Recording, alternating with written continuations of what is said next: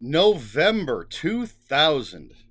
Another year almost done, and another bunch of books that I read. No specific memories for what was going on at this time, so let's jump right into the books. And number one was Dead and Gone by Andrew Vax. This is a Burke book. Burke, the off the radar fighter of predators, protector of children. And in this, a hit squad has come after him. His partner is killed. He's left wounded. And he does the whole plastic surgery thing to change his face so people won't know who he is. And he goes out for revenge. Andrew Vax, great writer. Burke series, fantastic.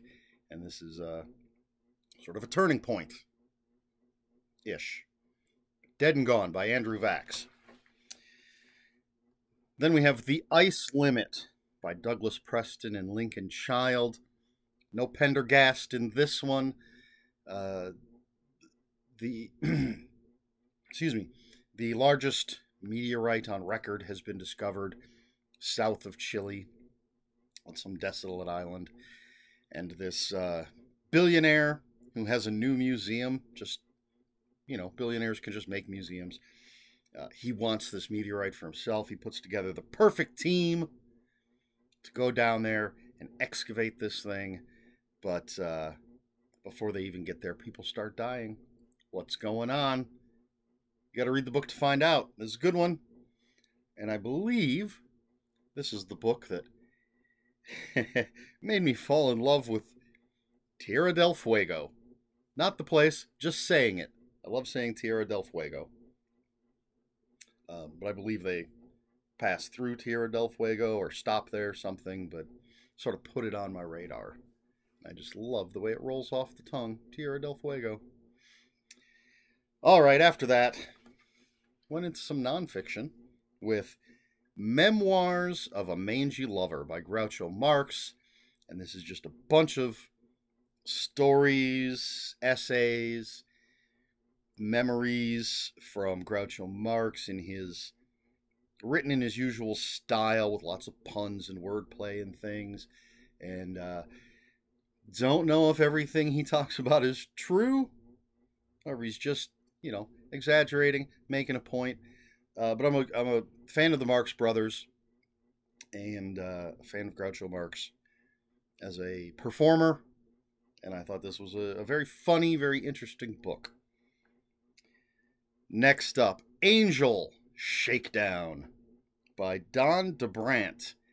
And this is based on the TV show Angel, spin-off of Buffy the Vampire Slayer. And there are these earthquakes in Los Angeles. Doyle, the prescient demon, has had some visions, so Angel and his crew know they're not normal earthquakes. And they find there's this group of basically serpent demons that live in their own little community, not hurting anybody, except, as it says in the copy that I read, or not the copy of the book, the like back cover copies, the description that I read, it says they don't hurt anybody except for the fact that they're telemarketers. But they hire Angel because there are these seismic demons that are trying to kill these serpent demons. And so Angel and his crew have to stop these earthquake demons, essentially. A little more, a mix of fiction and nonfiction. Meet Me at Infinity by James Tiptree Jr. I have a note here because James Tiptree Jr. is actually Alice Bradley Sheldon, considered a master of science fiction, one of those hidden masters. Not a lot of people know James Tiptree Jr., in my opinion, or in my knowledge. Never hear people talking about James Tiptree Jr. But this book is a mix of short stories, essays, letters. Some of these short stories have never been published before. Some are hard to find. And then, of course, the essays and letters. It's all nonfiction stuff. But an ex-girlfriend turned me on to James Tiptree Jr. years ago. Excuse me. Got a little tickle in the throat. I got turned on to James Tiptree Jr. a few years prior to this and enjoyed everything that I read by her. And then a little more nonfiction, Ranting Again by Dennis Miller. I've mentioned Dennis Miller before. I was a big fan of his comedy back in the day. He has taken a turn to the dark side, become one of those over the top conservative Republican, little crazy. But back in the day, I thought his comedy was hilarious. Then we have Buffy the Vampire Slayer, Ghoul Trouble. And people are dying. Bones picked clean. Gosh, I wonder if Ghoul in Ghoul Trouble has anything to do with that. So of course, Buffy's got to figure out what's going on and save people, but Xander and Oz are sort of mesmerized by this new all-female band that's playing at the Bronze. I wonder if they have anything to do with what's going on. Willow has been kidnapped, and there's a vampire that can resist sunlight and has an open invitation to Buffy's home and has a disturbing interest in Buffy's mom. So all this stuff going on. Is Buffy going to be able to save the day? I bet she will. Then we have Psy-Man, the Chaos Kid by Peter David.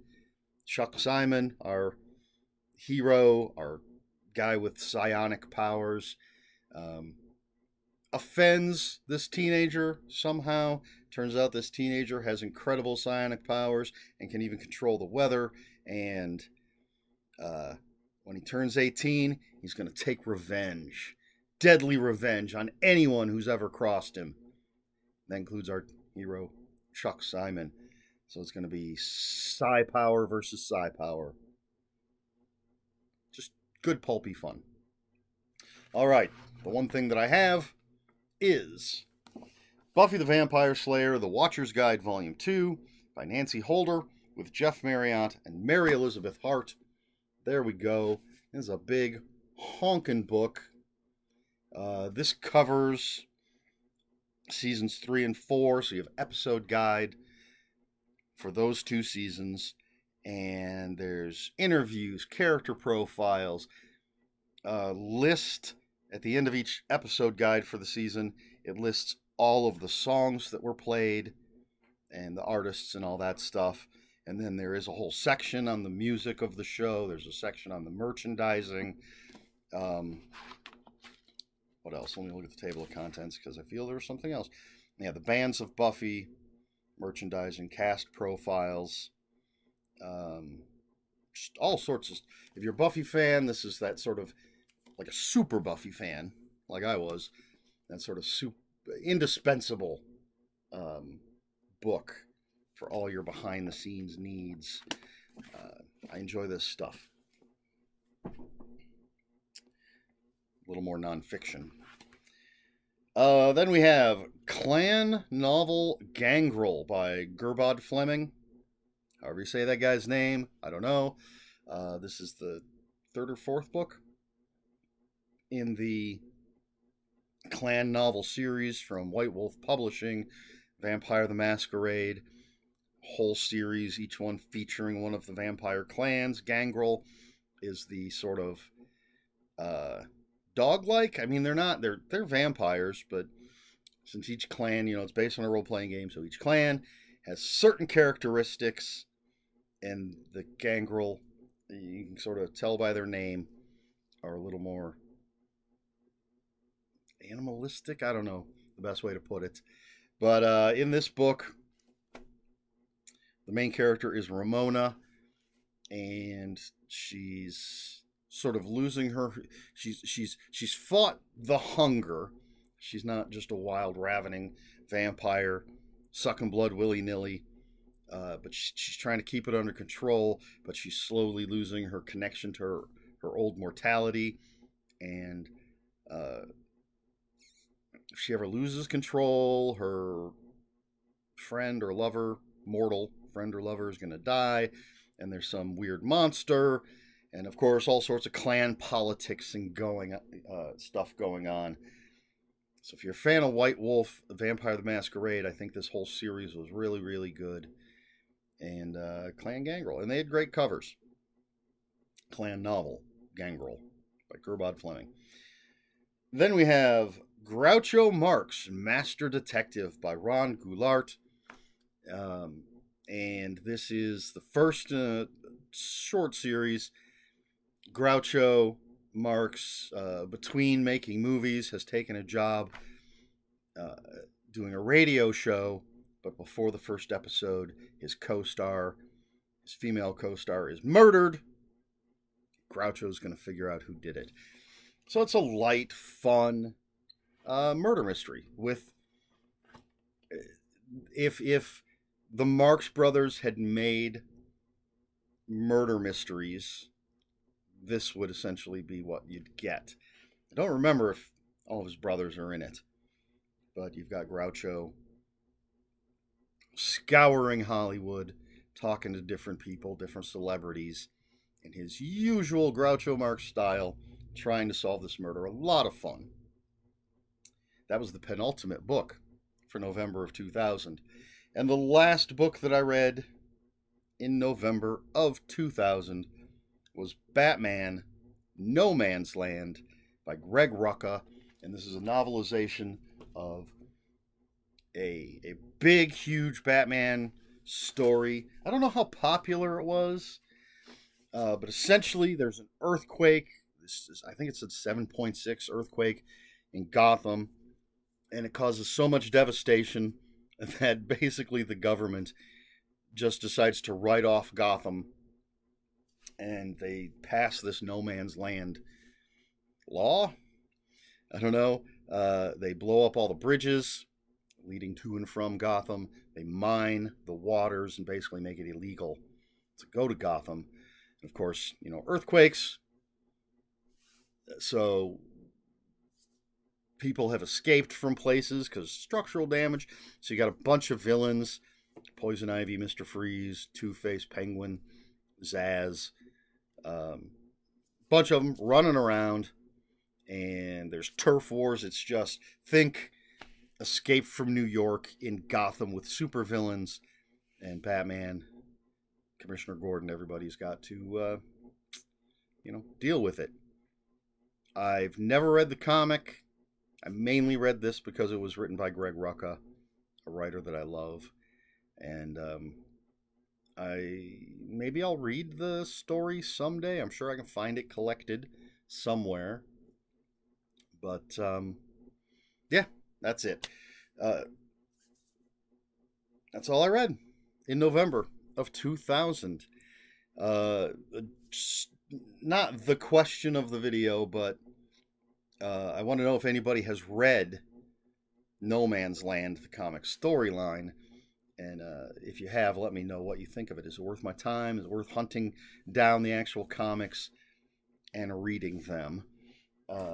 My question for the video is, I don't know. I'm looking over what I read, and let's go with the only thing I can think of, which is, are you a fan of the Marx Brothers? Seen their movies? Have you seen their movies? Was the question. I feel like I mumbled there. Did you ever watch, what is it? This is Your Life? What was the game show or whatever that Groucho Marx? You Bet Your Life. That's it. You Bet Your Life, I think, was the Groucho Marx hosted show. As I said, I'm a fan. I like the movies. I've read a book of the scripts from a radio show, Flywheel, Shyster, and Flywheel, that they did. I just like that humor. I mean, some of the movies are much better than some of the others, but I enjoy the punny type of humor when it's done well. If you're not a big fan of the Marx Brothers, are there any comedy teams from that era that you're a fan of? Do you like Abbott and Costello, or The Three Stooges. I feel like there's something I'm forgetting. I was never a big fan of the Three Stooges. I don't know why. I just never got into their stuff. I liked Abbott and Costello well enough. Of course, my favorite of theirs is Abbott and Costello meet the Wolfman, Frankenstein, whichever one it is, where they meet all the Universal monsters. But that's more about the Universal monsters than Abbott and Costello. I guess Laurel and Hardy would be the other one, but that's even older. So you a fan of any of that old comedy? That's essentially the question. Specifically Groucho Marx and the Marx Brothers, but in general, any of that old comedy stuff. Let me know in the comments below. And if you have any comments, questions, or corrections, please put those in the comments below. Comments are open for spoilers. Just post a spoiler warning. We try to be polite here at the Low Budget Review Show. This is not the Low Budget Review Show. We try to be polite here on my channel. Please like, share, and subscribe. All the usual YouTube stuff. And if you'd care to follow me on other social media, as of this recording, on Twitter, I am at Ronan5757. On Instagram, where I post pictures of books, comic books, board games, and fuzzy animals, it's Eric Smith5757. That's Eric with a K, ERIKSMITH 5757. And if you're on Blue Sky, I am at EL Smith. That's all I have for you this week. So until next week, read more books.